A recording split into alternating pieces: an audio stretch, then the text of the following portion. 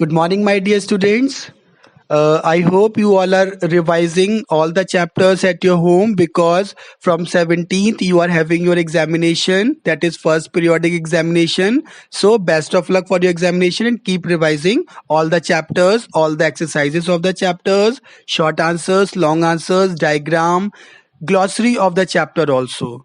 Okay, so as we are discussing the exercises, so today I have taken the chapter number 6, that is physical and chemical changes. So the first topic is take the most appropriate answer. जो भी answer आपको appropriate लग रहा है, जो perfect है option में से, उसको आप टिक करेंगे. First question, which of the following is an example of physical change? Melting of ice, burning of firecrackers, rusting of iron, changing milk into curd.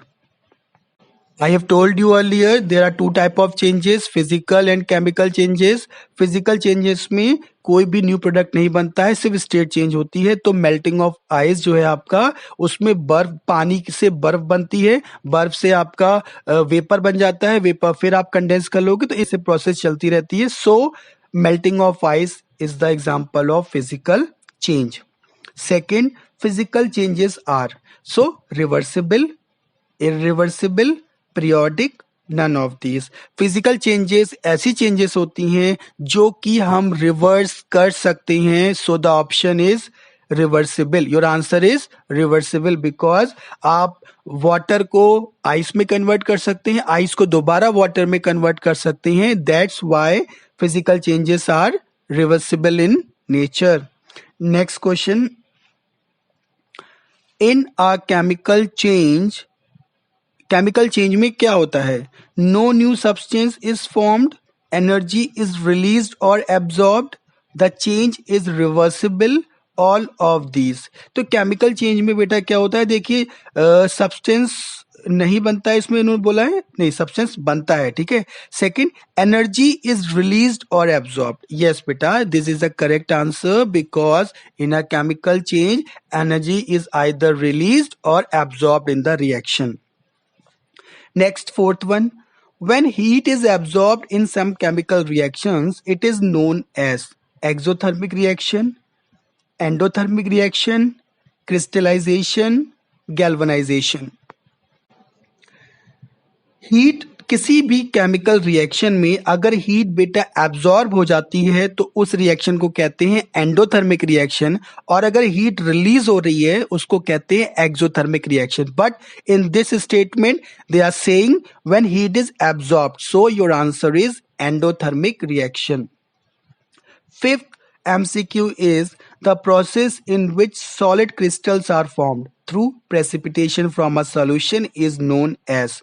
Options are galvanization, crystallization, decomposition, none of these. बेटे ऐसी process जिसमें precipitation, solution के precipitation से solid crystals formed होते हैं, उसको कहते हैं क्रिस्टलाइजेशन. आपको क्रिस्टल से पता लग जाएगा कि जो प्रोसेस होगी उसे कहेंगे हम crystallization process. Now moving to fill in the blanks. First one, no new substance is formed during dash change. बेटा फिजिकल चेंज में कोई भी नया सब्सटेंस नहीं बनता है, इसलिए यहाँ पे आप लिखेंगे physical change. Second, burning of magnesium ribbon is a dash change.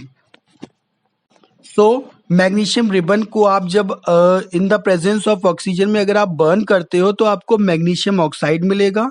ठीक है, तो यहाँ पे नया प्रोडक्ट बनेगा. So we can say burning of magnesium ribbon is a chemical change. Third, reaction in which heat is generated is called dash reaction. ऐसी reaction जिसमें heat generate हो रही है या फिर रिलीज हो रही है. I told you before, so these reactions are called exothermic reaction. इन्हें कहते हैं exothermic reaction. So sorry. Fourth one, when carbon dioxide is passed through lime water it turns milky due to the formation of. जब भी आप carbon dioxide gas को lime water में pass कराते हैं तो जो सॉल्यूशन होता है वो मिल्की हो जाता है. क्यों होता है मिल्की बेटा? Due to the formation of calcium carbonate. Calcium carbonate form हो जाता है जिसकी वजह से वो सोल्यूशन आपका कैसा हो जाता है? कलर में मिल्की हो जाता है। Last, in dash process iron objects are coated with zinc or chromium. किस प्रोसेस में आयरन ऑब्जेक्ट्स को आप उसकी कोटिंग करते हैं जिंक और क्रोमियम से ताकि उसमें रस्टिंग ना हो? सो उस प्रोसेस का नाम होता है गैल्वेनाइजेशन। गैल्वेनाइजेशन प्रोसेस में बेटा किसी भी आयरन ऑब्जेक्ट्स की हम कोटिंग करते हैं, ठीक है, जिंक और क्रोमियम के साथ, टू प्रिवेंट रस्टिंग। रस्टिंग को रोकने के लिए ऐसा हम करते हैं। Moving to the next category, state whether the following statements are true or false. आपको बताना है कि जो स्टेटमेंट हमारे हैं उनमें वो ट्रू कौन सा है और फॉल्स कौन सा है। First one, cutting of a bar magnet into two halves is a physical change. Yes, it is true because magnet है, बार मैग्नेट है, उसको आप कट करेंगे दो टुकड़ों में डिवाइड हो गई, लेकिन कोई नया प्रोडक्ट नहीं बना, सिर्फ उसका शेप बदल गया है, इसीलिए ये आपका फिजिकल चेंज का एग्जांपल है। Secondly, chemical changes are temporary and reversible. बेटा दिस इज फॉल्स बिकॉज ये जो प्रॉपर्टी इन्होंने टेम्पररी और रिवर्सिबल बताई हैं वो फिजिकल चेंज की प्रॉपर्टी हैं, but they have mentioned here chemical changes are, so your statement is absolutely false. Third, crystallization is a physical change. Yes it is true because crystallization में आपका देखा होगा सॉल्ट फॉर्मेशन में crystals form होते हैं, बस वहां पे प्रोसेस चलती है इवेपोरेशन, कंडेंसेशन। तो उस केस में आपका कोई भी नया प्रोडक्ट नहीं बनता है, सॉल्टी वाटर से आपको सॉल्ट मिल जाता है, सॉल्ट को फिर डिसॉल्व कर लोगे, फिर से वो आपका सॉल्टी वाटर हो जाएगा। So the crystallization process is a physical change. Next, brass is an alloy of copper and iron.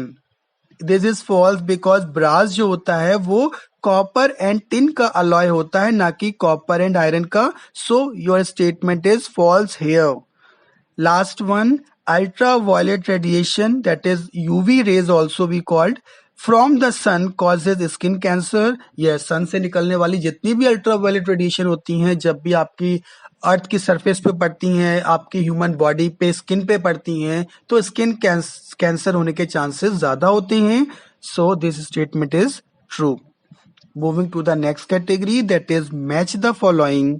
First point, freezing of water. Freezing of water, water freeze हो रहा है तो ये आपका फिजिकल चेंज है। You can match freezing of water with physical change. Second, endothermic reaction. Endothermic reaction में क्या होता है, हीट एब्जॉर्ब हो जाती है ना, तो यहाँ पे हम मैच करा सकते हैं endothermic reaction with heat absorbed. Third, burning of crackers. तो क्रैकर्स जब बर्न करते हैं तो बहुत सारा स्मोक और क्या कहते हैं उसमें रस्ट, ये हार्मफुल गैसेस है, आपकी डस्ट है, बहुत सारी चीजें रिलीज होती हैं। So it is a chemical change. Fourth one is chlorofluorocarbons, also called CFCs. What it is? तो इससे क्या होता है बेटा, ये देखिए इसको ध्यान से, ये हमारी ओजोन लेयर को डिप्लीट करती है। O3 जो लेयर होती है हमारे एटमॉस्फेयर में उसको डिप्लीट करती है। सो क्लोरोफ्लोरोकार्बन्स को मैच कराएंगे हम depletion of ozone layer. Last है आपका गैल्वेनाइजेशन। इसमें क्या होता है बेटा, ये जो एक ऐसी प्रोसेस है जिसमें हम रस्टिंग से उसको प्रिवेंट करते हैं कि रस्टिंग ना हो। So we can match galvanization with the rusting, prevent rusting. Last topic is give one word answers. Name the gas that comes out when baking soda is mixed with vinegar. ठीक है, baking soda को अगर vinegar में mix करेंगे हम तो कौन सी gas release होती है? Yes, absolutely correct. Carbon dioxide gas is released when baking soda is mixed with vinegar. Second, what kind of change takes place when you are setting curd? करते हैं, दही जमाते हैं, तो दही का जमना जो होता है बेटा वो केमिकल चेंज होता है, बिकॉज दही एक बार मिल्क से बन जाता है, दोबारा मिल्क में कन्वर्ट नहीं होता है। Third is name a process through which you can save iron objects from rusting.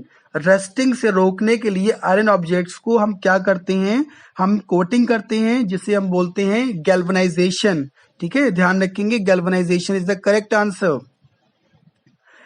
Next है release of which can cause holes in the ozone layer. अभी मैच द फॉलोइंग में मैंने आपको बताया था कि क्लोरोफ्लोरोकार्बन्स क्या करते हैं आपके, उससे क्या होता है, ओजोन लेयर डिप्लीट हो जाती है। सो रिलीज ऑफ विच, तो क्लोरोफ्लोरोकार्बन्स जब रिलीज होंगे तो आपकी ओजोन लेयर में होल हो जाता है, ओजोन लेयर आपकी डिप्लीट हो जाती है। बेटा ध्यान रखेंगे आपकी स्पेलिंग्स करेक्ट होनी चाहिए एग्जाम में, बिकॉज अगर स्पेलिंग अगर आपकी रॉन्ग होती है आपका पूरा आंसर रॉन्ग हो जाएगा। बिकॉज ध्यान रखेंगे कंप्यूटर ही एक्सेप्ट वही वर्ड करेगा जो बिल्कुल करेक्ट होगा, अदरवाइज आपका आंसर रॉन्ग हो जाएगा। Fifth one, name the process through which we get pure substance like common salt. देखिए कॉमन सॉल्ट फॉर्मेशन मैंने आपको बताया था, सी वाटर से कॉमन सॉल्ट जब बनाते हैं तो कौन सी प्रोसेस चलती है, वहां पे क्रिस्टल्स फॉर्म होते हैं ना, तो प्रोसेस कौन सी होगी, crystallization process. So crystallization is the process through which we get the pure substance like common salt. So these are the exercises of the chapter. So please learn all the exercises and do the test properly. Thank you and keep revising.